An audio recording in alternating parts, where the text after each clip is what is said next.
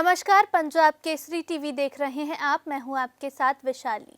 संपूर्ण हिमाचल में नजर सबसे पहले अब तक की हेडलाइंस पर। प्रगतिशील हिमाचल स्थापना के 75 साल कार्यक्रम में कांगड़ा पहुंचे सीएम। 53 करोड़ की 23 योजनाओं का किया शिलान्यास उद्घाटन। सीएम बोले, पवन काजल यहां के लोकप्रिय नेता, जरूर मिलेगी जीत।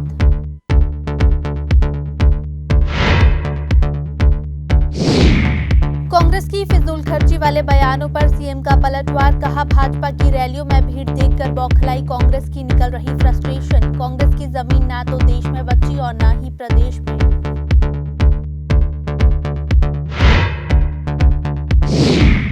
कांग्रेस में टिकट आवंटन को लेकर विक्रमादित्य सिंह का बड़ा बयान। कहा, सर्वे के आधार पर टॉप करने वाले उम्मीदवारों को मिलेगा टिकट। फिजूल खर्ची को लेकर सीएम जयराम को घेरा। आम आदमी पार्टी ने प्रदेश सरकार पर साधा निशाना। औद्योगिक क्षेत्र में रेड राज का लगाया आरोप। कहा, सत्ताधारी नेताओं और अधिकारियों की सांठगांठ से हो रहा भ्रष्टाचार। अब खबरें विस्तार से। प्रगतिशील हिमाचल स्थापना के 75 साल पूरे होने पर प्रदेश भर में कार्यक्रम किए जा रहे हैं। वहीं आज कांगड़ा में भी कार्यक्रम का आयोजन हुआ, जहां सीएम जयराम ठाकुर पहुंचे। सीएम ने यहां 53 करोड़ रुपए की लागत से 23 योजनाओं में से 10 के शिलान्यास और 13 योजनाओं के उद्घाटन किए। इस मौके पर सीएम ने जनता से पवन काजल को जिताकर विधानसभा भेजने की गुहार लगाई। सीएम ने कहा कि यहां के पवन काजल लोकप्रिय नेता है और जनता चाहती है कि वे भाजपा के साथ चले, और उन्होंने जनता के दिल की बात सुनी और भाजपा का दामन थामा। इस मौके पर सीएम ने कांगड़ा में शानदार जीत का दावा भी किया और साथ ही कांग्रेस की फिजूल खर्ची वाले बयानों पर पलटवार किया। सीएम ने कहा कि कांग्रेस बताए उनके समय में हुए कार्यक्रमों का खर्चा कौन वहन करता था। बहुत अच्छा लगा मुझे, हालांकि मुझे ऐसा लग रहा था कि मालूम नहीं कांगड़ा में किस प्रकार से सारी स्थिति होगी, लेकिन मुझे इस बात की खुशी है कि पवन काजल जी यहाँ एक लोकप्रिय नेता हैं और लोकप्रियता का पैमाना लोगों की भीड़ होता है। और जब इन्होंने मंच पर से जब इन्होंने इस बात का जिक्र किया कि मैंने यहाँ आकर के ठीक किया, तो सब पंडाल में हाथ खड़े करके सब लोगों ने कहा कि आपने ठीक किया। और इसका एक संदेश जाता है कि लोगों के मन का भाव भी यही था कि पवन काजल जी भारतीय जनता पार्टी के साथ चले, और इन्होंने भी उनके दिल की बात को समझ लिया और आज भारतीय जनता पार्टी में शामिल होकर के हमारे साथ काम कर रहे हैं। सर, अब जीत की राह में, सुनहरी राह में क्या आपको लग रहा है? मैं कह रहा हूँ कि कांगड़ा में जीत होगी, शानदार जीत होगी, बहुत बड़ी अंतर से जीत होगी। इनकी सबसे बड़ी परेशानी कांग्रेस के मित्रों की है।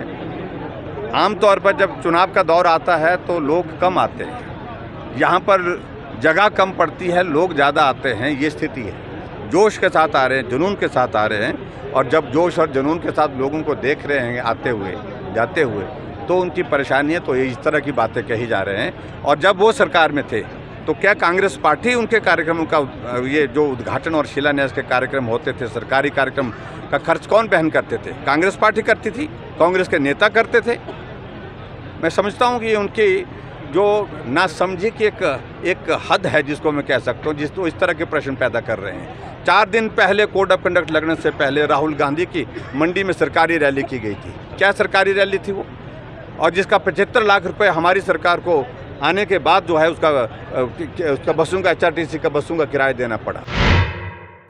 वहीं कांगड़ा से पहले सुबह पालमपुर में सीएम जयराम ठाकुर ने कार्यक्रम में भाग लिया था, जहां सीएम ने कांग्रेस के रैलियों को लेकर की जा रही बयानबाजी पर भड़ास निकाली। सीएम ने कहा कि प्रदेश में बीजेपी ने विकास किया, जिसके चलते भारी संख्या में लोग रैलियों में आ रहे हैं। इससे कांग्रेस पार्टी में बौखलाहट पैदा हो गई है। उन्होंने कहा कि भाजपा के वरिष्ठ नेता और पूर्व मुख्यमंत्री शांता कुमार ने कहा है कि अगर बीजेपी एक बार फिर से सत्ता में आती है तो वो उनके जन्मदिन का बहुत बड़ा तोहफा होगा। इस तोहफे को पूरा करने के लिए पार्टी प्रयासरत है। उम्मीद है कि पार्टी इस बार जरूर रिवाज बदलेगी। देखिए, उन्होंने अपनी भावनाएं व्यक्त की कि पिछले कल उनका जन्मदिन था, और मुझे खुशी होगी कि मेरे जन्मदिन का सबसे बड़ा तोहफा यही होगा अगर पार्टी जीत करके आती है। इससे बड़ा तोहफा मेरे लिए कोई नहीं होगा। समर्पित पार्टी के कार्यकर्ता के नाते अपनी भावना व्यक्त की, और हम पूरा प्रयास करेंगे और अब की बार यकीनन इस काम को पूरा करें। तो ऐसे में उनकी फ्रस्ट्रेशन है।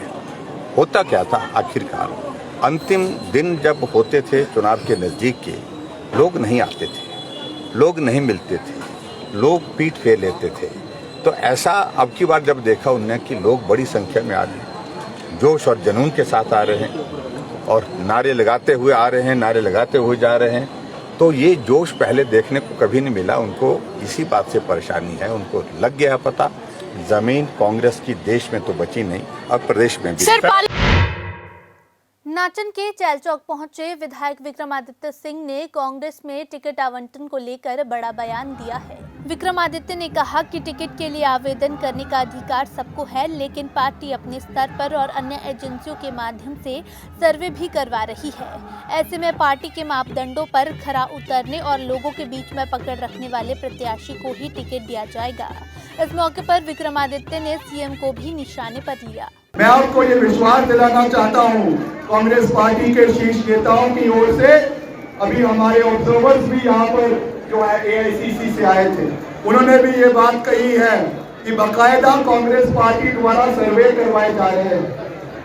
एआईसीसी अलग सर्वे करवा रही है, पीसीसी अलग सर्वे करवा रही है और राजीव शुक्ला जी के माध्यम से भी ये कार्य चल रहा है, जिसका नाम भी नंबर 1 पे इन सर्वों के ऊपर जो अलग अलग सर्वे हैं।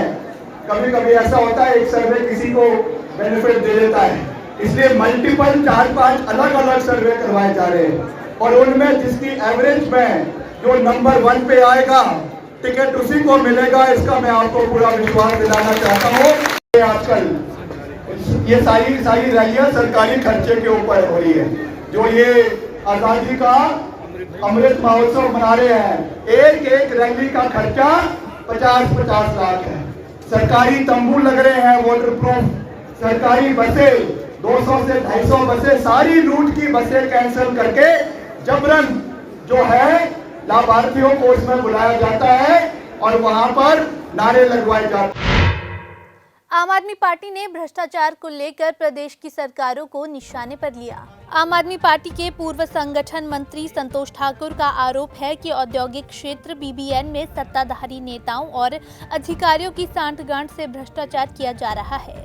उन्होंने कहा कि औद्योगिक क्षेत्र में व्यापार, रोजगार और भ्रष्टाचार का तंत्र बना है। कांग्रेस और भाजपा के राज में औद्योगिक क्षेत्र में रेड राज चलता है, जहां अधिकारी उद्योगपतियों को धमकाकर चुनावी चंदा वसूल करते हैं। उन्होंने दावा किया कि प्रदेश में आम आदमी पार्टी की सरकार बनने पर रेड राज को पूरी तरह से खत्म किया जाएगा। मैंने आपको बताया बद्दी एक औद्योगिक क्षेत्र जो है वहाँ से लगभग 2000 करोड़ तक का राजस्व जो है प्रदेश सरकार को मिलता है, लेकिन वहाँ के किस व्यापारियों को, वहाँ के इंडस्ट्रीज को किस तरह से सरकारें जो हैं वो प्रताड़ित करती हैं, किस तरह से उनको पार्टी फंड के नाम पे, रिलीफ फंड के नाम पे पैसा लिया जाता है। और जब ये पैसा इकट्ठा हो जाता है तो इनको जहाँ जहाँ पे इनकी विधानसभाएं कमज़ोर हो चुकी हुई है, वहाँ पे अपने वोटर्स को सस्टेन करने के लिए वो पैसे का दुरुपयोग किया जा रहा है। आने वाले समय में जब हम सत्ता के अंदर आएंगे तो इसकी उचित जांच की जाएगी, किस तरह से उस पैसे का जो है ये गलत प्रयोग अपने वोटर्स को सस्टेन करने के लिए कर रहे हैं। Himachal Bhajpa vision document committee ने चुनावी घोषणा पत्र के लिए विजन डॉक्यूमेंट पोर्टल लॉन्च कर दिया है। पोर्टल लॉन्चिंग के दौरान भाजपा के प्रदेश अध्यक्ष सुरेश कश्यप और विजन डॉक्यूमेंट के अध्यक्ष प्रोफेसर सिकंदर कुमार मौजूद रहे। पोर्टल के जरिए भाजपा आम लोगों से दृष्टि पत्र में लोगों की राय को शामिल करने जा रही है। यही नहीं, भाजपा की ओर से सभी 68 विधानसभा क्षेत्रों में एलईडी वैन भेजी जाएगी। इन गाड़ियों में भी जनता अपने सुझाव पार्टी के साथ साझा कर सकेगी। विधानसभा चुनाव में घोषणा पत्र तैयार करने के लिए भाजपा की घोषणा पत्र समिति ने 21 नई उप समितियों का गठन किया है। ये उप समितियां घोषणा पत्र तैयार करने में अपना सहयोग करेगी। भारतीय जनता पार्टी आगामी विधानसभा चुनाव में अपना विजन डॉक्यूमेंट लेकर आएगी और इस विजन डॉक्यूमेंट के लिए हमने समाज के हर वर्ग के जो हमारे, चाहे उसमें डॉक्टर्स हैं, इंजीनियर्स हैं, इंटेलेक्चुअल्स हैं, प्रोफेसर्स हैं, हमारे किसान हैं, बागवान हैं, हमारे खिलाड़ी हैं, युवा साथी हैं, और अर्थात हर वर्ग से हमने सुझाव मांगे हैं और उसके लिए आज एक पोर्टल भी लॉन्च किया गया। पोर्टल के माध्यम से अपने सुझाव लोग दे सकते हैं, या फिर हम एक व्हाट्सएप नंबर भी जारी कर रहे हैं, व्हाट्सएप के माध्यम से भी अपने सुझाव दिए जा सकते हैं।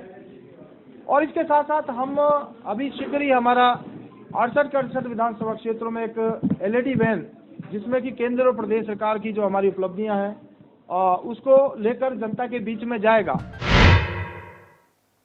प्रदेश में इन दिनों सेब सीजन चला हुआ है। इसके साथ ही सेब की गाड़ियां पलटने से हादसे भी बढ़ने लगे हैं। वहीं सोलन के कोटी में आज अनियंत्रित होकर सेब से भरी पिकअप सड़क पर पलट गई और चालक उसी में फंसकर बेहोश हो गया।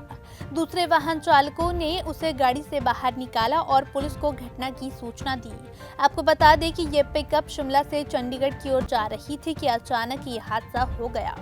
हाँ जी, हमने टेलीफोन किया जी, 108 को टेलीफोन किया, उसने उठाया नहीं, और NH वालों को टेलीफोन किया, वो बोलते 15-20 मिनट लगेंगे जी।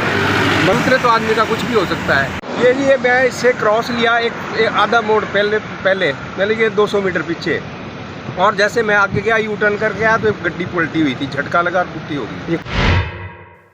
वहीं दूसरी ओर सोलन के राजगढ़ रोड पर पिकअप चालक और ऑटो चालक में ओवरटेकिंग को लेकर जमकर विवाद हुआ। कुछ देर बाद ये विवाद हाथापाई में बदल गया। कुछ स्थानीय लोगों ने पिकअप चालक की बुरी तरह से धुनाई कर दी, जिस कारण वहां भीड़ इकट्ठा हो गई और काफी देर तक जाम लगा रहा। चालक ने बताया कि उसके साथ पहले कुछ लोगों ने बहसबाजी की और बाद में उसके साथ मारपीट की गई। घटना ऐसे भाई यार, अब साइड में हम रोड में चले हुए,